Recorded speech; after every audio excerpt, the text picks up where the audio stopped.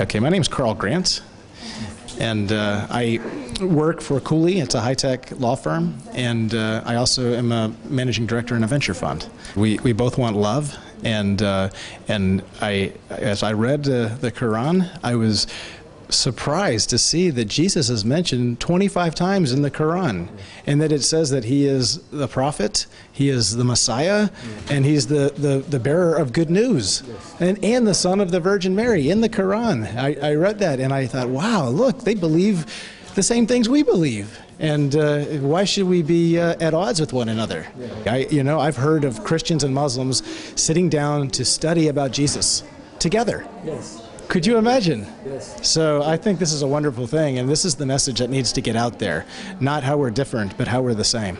We're all children of Abraham, and we share that together. The Christians are adopted sons of Abraham, whereas you all are natural sons. Now that I've had time to reflect on my international interactions, I'm now convinced that the key to successful cultural diplomacy is finding common ground between you and your international counterpart. He is called the Messiah. He is also called the deliverer of good news and a prophet, all in the Quran. And so while it's unacceptable to go and try to change a Muslim's cultural identity to anything other than a Muslim, it's perfectly fine to talk to a Muslim about Jesus. And especially if they read the Quran, if they read the book and they know what's in there. And so I have found that Jesus is common ground for these two world religions. You just don't talk to them about becoming a Christian. You don't do that.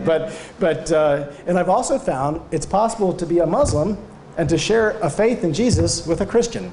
This was all revelation to me, and I think I had some discussions about world peace earlier. I think finding these common ground can really lead to these efforts where people start talking about forgiveness and reconciliation, and they stop throwing rocks and doing the horrible things they do to one another. So, to conclude, I have found that finding common ground with mutual respect is the best way to establish a relationship that will support cultural diplomacy.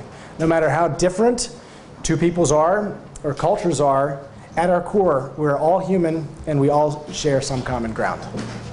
So as I've traveled throughout the Middle East, once you get out in the countryside and you meet the people, they're so nice. The people are so nice. I've been invited into homes and fed meals, and so I've experienced this. There's a what's the word I'm looking for? Where you have hospitality for strangers in the Middle East that you don't do here in the U.S. I mean, you're afraid somebody's going to do something bad, but they're very trusting and very loving.